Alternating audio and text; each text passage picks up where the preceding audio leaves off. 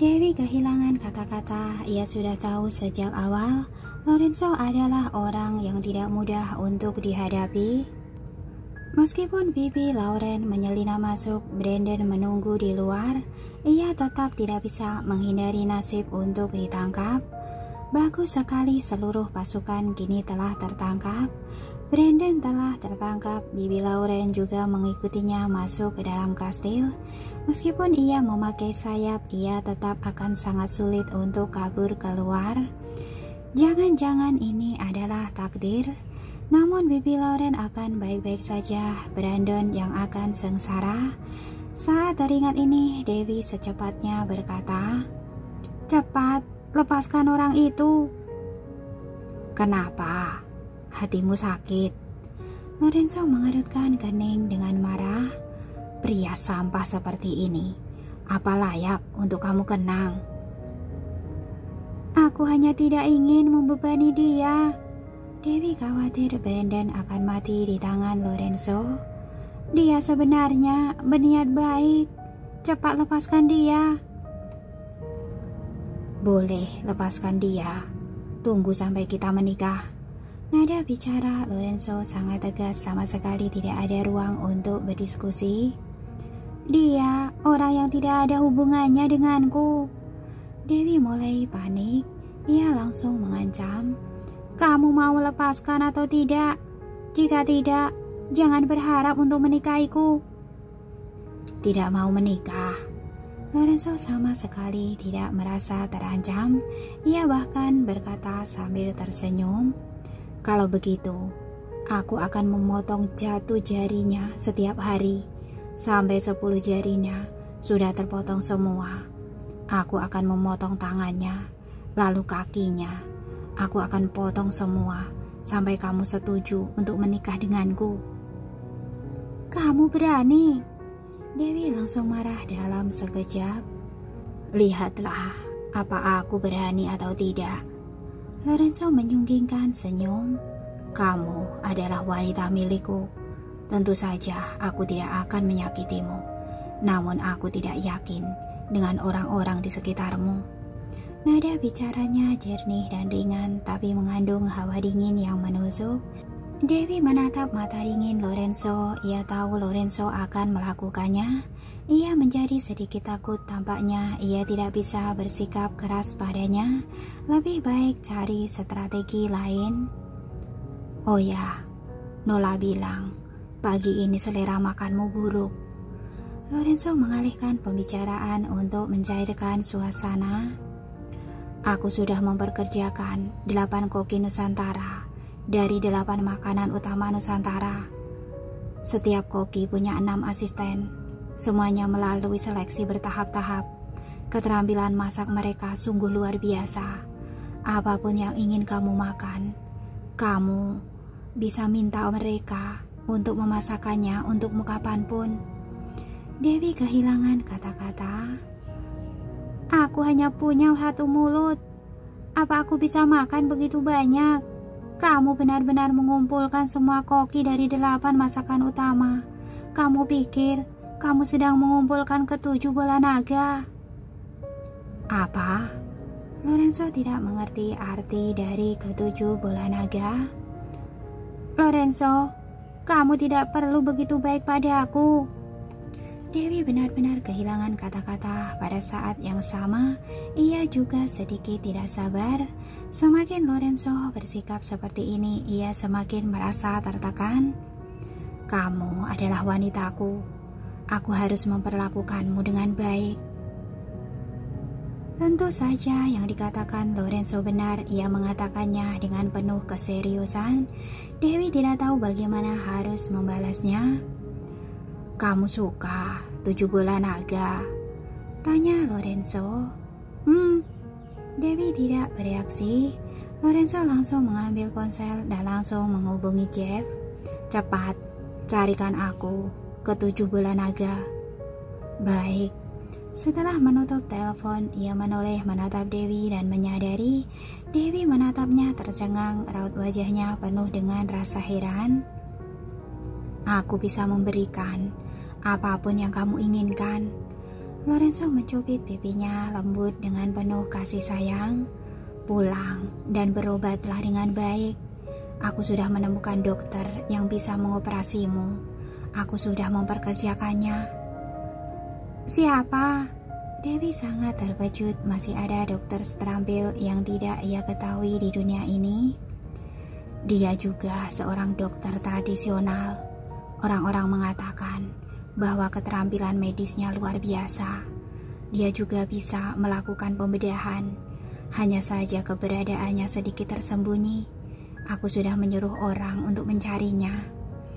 Lorenzo mendeskripsikannya dengan sangat sederhana, namun Dewi tahu siapa yang sedang ia bicarakan. Tanpa disangka, ia telah menemukan gurunya. Tampaknya Lorenzo benar-benar memusatkan seluruh pikirannya di sini. Jika tidak, ia tidak mungkin mendengar tentang keberadaan tabib Hansen. Kenapa? Lorenzo melihat raut wajah Dewi yang penuh keseriusan, menghibur dengan lembut. Jangan khawatir, aku akan mengerahkan seluruh tenaga untuk menemukannya. Dia pasti akan segera ditemukan. Dewi menatap wajah tampan Lorenzo. Perlahan-lahan ia menyadari sesuatu. Sebelumnya ia mengira Lorenzo mirip seperti gunung es, orang yang acuh dan tidak tahu etika. Ia mengira Lorenzo hanya memiliki bakat, tapi punya strategi yang pintar. Namun sekarang tampaknya bukan demikian. Di balik penampilannya yang terkesan acuh, sebenarnya ia memegang seluruh kendali. Seperti sebelumnya, jelas-jelas Dewi begitu banyak keteledoran, namun ia sama sekali tidak pernah memeriksanya, tidak pernah menanyainya, bahkan tidak melihat kartu identitasnya sama sekali. Belakangan ini ia sudah mengetahui identitas Dewi yang sebenarnya, namun masih bersikap tenang. Sampai karena keteledoran Dewi membuka identitasnya sendiri. Bahkan sekarang ia dengan mudah bisa menangkap Brandon dan menggunakan untuk mengancam Dewi. Dewi tiba-tiba menyadari ia telah sepenuhnya dimanipulasi olehnya. Pria ini sungguh sulit diprediksi. Ia merasa mungkin ia tidak akan mampu melawannya. Sebaiknya ia secepatnya kabur dari jurang yang dalam ini. Tunggu sebentar, jangan-jangan dia sudah mengetahui identitas Bibi Lauren. Pikiran semacam ini terlintas dalam benaknya. Dewi tidak bisa menahan rasa penasarannya. Saat pikiran Dewi sedang kemana-mana, mobil masuk ke dalam area kastil. Lorenzo menunjuk ke pemandangan bersalju di luar jendela dan berkata pada Dewi, "Di sini sangat besar.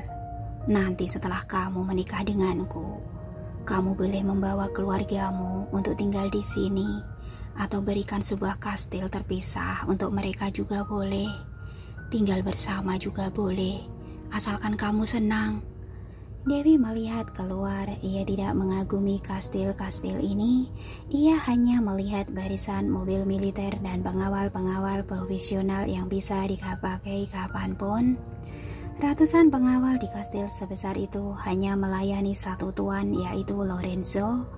Perhatian semua orang tertuju pada Lorenzo, sedangkan seluruh perhatian Lorenzo tertuju pada Dewi. Dewi tiba-tiba menyadari setiap kata-kata Lorenzo memiliki arti tersembunyi. Dia jelas-jelas sedang memberitahunya, "Lihat, penjagaan di sini sangatlah ketat. Kamu ingin kabur? Itu sama sulitnya dengan mendaki langit." Sebelumnya Dewi masih menyangka pikiran Lorenzo sama sederhananya dengan pikiran dia. Kini dia baru menyadari yang punya pikiran sederhana benar-benar hanya ia seorang. Mobil berhenti di depan kastil Lorenzo. Lorenzo turun terlebih dahulu dari mobil lalu berjalan memutar ke sisi belakang untuk membopong Dewi. Dewi melihat pengawal-pengawal itu mengangkat Brandon dan berjalan menuju ke tempat pelatihan satwa liar. Brandon tidak berhenti memberontak, keluar suara dari mulutnya. Tatapan matanya penuh ketakutan. Ia takut dilempar sebagai makanan harimau. "Apa yang kamu lakukan?" Dewi buru-buru bertanya pada Lorenzo. "Jangan khawatir. Ia hanya akan dikurung, tidak akan mati. Lorenzo berkata dengan ringan. Bagaimanapun, dia masih berguna sekarang.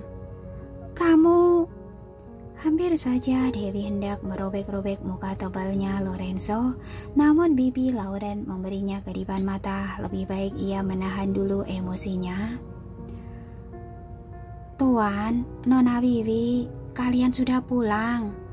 Nola menyambut mereka dengan antusias. Aku baru saja selesai memasak sup. Tepat sekali, aku ingin memberikannya pada Nona Dewi. Bagus sekali, aku juga sudah lapar. Lorenzo membopongnya naik ke lantai atas, masuk ke dalam kamarnya, membaringkannya ke atas ranjang, lalu berbaring di sebelahnya. Apa yang kamu lakukan? Dewi menepuk-nepuk Lorenzo, mengusirnya. Hei, Lorenzo melihat tatapan waspada Dewi, merasa lucu. Jangan lupa, sebelumnya kamu berinisiatif naik ke atas ranjangku, mendekatiku dengan berbagai cara. Dewi belum selesai dengan perkataannya, Lorenzo langsung menggigit bibir Dewi. Ciumannya begitu canggung dan amatir, seperti seekor binatang buas yang sedang menyantap makanannya. Ada rasa agresif dalam ciumannya. Dewi hendak mendorongnya menjauh, namun sepasang tangannya tidak bertenaga. Ia sama sekali tidak dapat mendorongnya. Dan anehnya, setiap kali Lorenzo menciumnya, seluruh tubuhnya seolah mati rasa. Sekujur tubuhnya lemas, pikirannya melayang tidak terkendali, seperti sebuah genangan air yang melebur di atas tubuhnya. Ciuman Lorenzo semakin lama semakin dalam. Ia memiringkan tubuhnya. Satu tangannya berada di pinggang Dewi, secara perlahan-lahan naik ke atas, menyentuh belah dadanya menggunakan tenaga. Dewi tiba-tiba membuka matanya lebar-lebar dan menggigitnya dengan keras. Lorenzo mundur tanpa sadar. Ia merasa ada sebuah kucuran darah segar keluar dari bibirnya dengan bau darah yang kuat. Ia menjilat-jilat bibirnya, merasa sedikit tidak puas, namun tetap mundur. Lorenzo bangun dan merapikan pakaiannya. Gerakannya begitu anggun seperti tokoh dalam lukisan. Kata-kata yang diucapkan dengan ringan, penuh rasa posesif di dalamnya. Tunggu sampai lukamu sembuh, aku akan memakanmu. Jakun lehernya bergerak, ada hasrat yang tertahan. Pergi! Dewi berkata dengan marah. Lorenzo menyelimutinya, tersenyum padanya, lalu membalikkan badan dan berjalan pergi. Saat ini bibi Lauren yang berpura-pura sebagai perawat mengikuti Nola masuk mengantarkan sup. Lorenzo meliriknya sekejap. Ia tidak berkata apapun dan langsung berjalan masuk ke dalam ruang kerja. Jasper datang untuk melapor. Di akhir laporan ia mengingatkan Lorenzo dengan hati-hati. Tuan, aku merasa ada yang aneh dengan perawat itu. Lorenzo mengangkat alisnya. Kenapa? Hari ini ketika aku menemui Nona Dewi. Jasper melaporkan kejadian di rumah sakit tadi dengan detail kepada Lorenzo. Setelah Lorenzo mendengarnya, ia membantah dan berkata, bukannya Kelly bilang tidak terjadi apa-apa. Iya, tapi dia adalah orang pilihan Wiwi. Kalaupun ada yang aneh, lalu kenapa? Yang penting Wiwi bahagia. Nada bicara Lorenzo acuh. Tapi mungkin saja Bibi ini bukan orang biasa. Lalu kenapa? Lorenzo mengerutkan kening sedikit tidak sabar. Untuk apa aku memperkerjakan kalian semua? Bukannya untuk menyelesaikan masalah. Seorang bibi saja tidak bisa dibereskan. Untuk apa ada kamu? Baik. Jasper langsung menundukkan kepala, tidak berani berkata apapun. Dia sangat yakin bibi itu satu komplotan dengan Dewi. Begitu juga dengan Brandon yang sial itu. Awalnya ia ingin mengingatkan Tuan, kini malah berbalik Tuan yang menceramainya. Lorenzo menyelesaikan makan siangnya, lalu pergi lagi. Sebelum pergi, ia memerintahkan Jasper, tinggalkan beberapa orang yang cerdik untuk berjaga di kastil. Baik, Jasper langsung melaksanakan perintahnya. Ia tahu jelas bos tidak ingin membiarkan Dewi kabur. Pada saat bersamaan di kamar, Sony mengantarkan tas ransel Dewi. Dewi secepatnya membubarkan orang-orang lainnya, mencari alasan agar Bibi Lauren bisa tinggal. Bibi Lauren membuka ransel itu, melihat permata di dalamnya. Ia begitu bersemangat hingga matanya berbinar-binar. Pria ini begitu murah hati dan memperlakukanmu dengan baik. Yang terpenting dia sangat tampan. Dewi, kamu jadian saja dengannya. Apa yang sedang Bibi katakan? Dewi berbaring di atas kasur, wajahnya hilang kesabaran. Brandon telah ditangkap. Apa Bibi tidak cemas? Cemas apa? Raut wajah Bibi Lauren sedikit menghina. Dia berpura-pura jadi mantan pacarmu. Lorenzo tidak akan membunuhnya. Paling-paling dia hanya akan dikurung untuk mengancammu. Selain itu, dia juga sangat bodoh. Jika dia tidak diberikan pelajaran, bagaimana dia bisa tumbuh? Tapi aku tidak ingin tinggal di sini. Dewi melihat kamar yang indah tapi dingin itu. Ia tidak dapat menahan dirinya dan menghembuskan nafas. Seperti seekor burung kenari di dalam kandang. Tidak ada kebebasan. Itu benar. Bibi Lauren menghela nafas. Dinginnya seperti tidak ada nafas manusia. Aku ingin pulang. Rindu dengan anak-anak itu. Dewi memegang dahinya, raut wajahnya gelisah. Begitu juga hewan-hewan peliharaanku. Aku tidak tahu bagaimana keadaan mereka sekarang. Kamu peduli dengan hewan-hewan kecil itu? Bibi Lauren bercanda. Sekelompok elang, serigala, macan tutul. Mereka sangat lucu. Dewi memutar bola matanya. Pokoknya aku ingin pulang. Jangan khawatir, ada Bibi di sini. Aku pasti akan membawamu pergi. Bibi Lauren menenangkannya. Patulah, makan yang banyak, sembuhkan lukamu. Tunggu sampai ada kesempatan. Aku pasti akan memikirkan cara. Semua alat komunikasi kini telah musnah. Bagaimana kita bisa menemukan cara? Dewi mengerutkan kening. Ditambah, Brandon telah ditangkap oleh mereka. Aduh, kamu lupa apa yang biasa aku lakukan dulu. Bibi Lauren mengangkat alisnya dengan bangga. Agen rahasia Maple. Rintangan besar apa yang tidak pernah kutemui dulu? Benar juga. Hati Dewi merasa jauh lebih tenang. Tapi, Dewi, kamu harus belajar menguasai cara mengekstrak racun. Bukan untuk menyakiti orang, tapi yang terpenting adalah untuk menyelamatkan dirimu sendiri. Bibi Lauren berkata dengan sungguh-sungguh, aku tahu bahwa kamu adalah dokter yang baik hati dan tidak mau melakukan ini. Tetapi pikirkanlah, racun dan penawar sebenarnya adalah alat. Terkadang penawar juga dapat digunakan untuk menyakiti orang, dan racun juga dapat digunakan untuk menyelamatkan orang. Iya, aku tahu. Dewi hanya menjawab sepatah kata, tidak banyak bicara.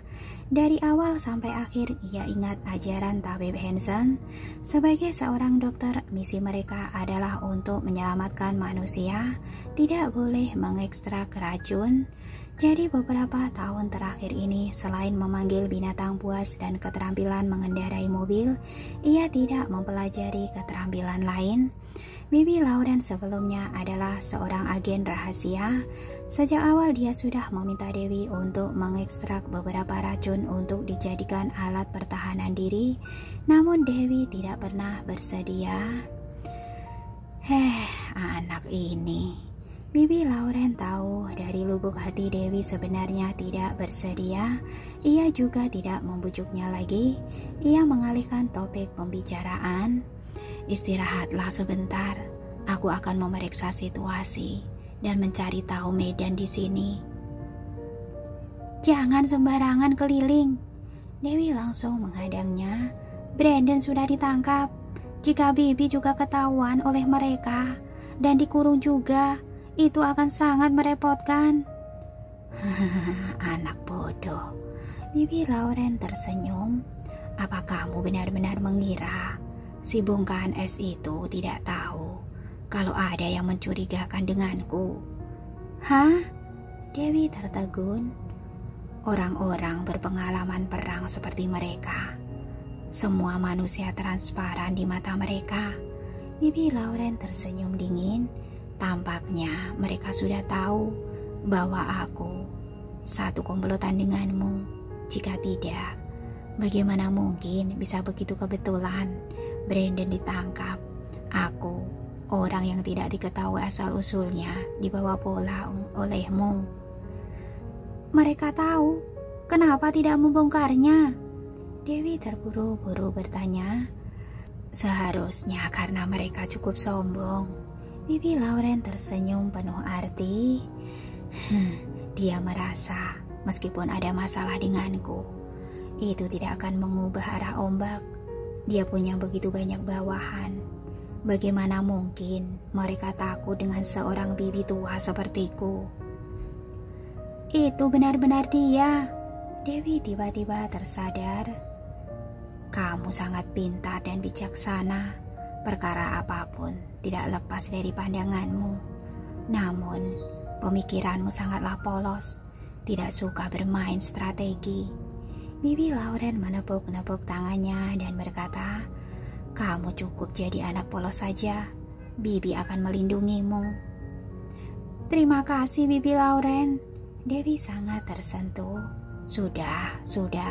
Cepatlah istirahat. Aku akan mencari tahu detail tempat ini. Bibi Lauren memberi instruksi lalu perlahan-lahan berjalan pergi. Dewi beristirahat di atas ranjang. Ia masih mempertimbangkan kata-kata Bibi Lauren.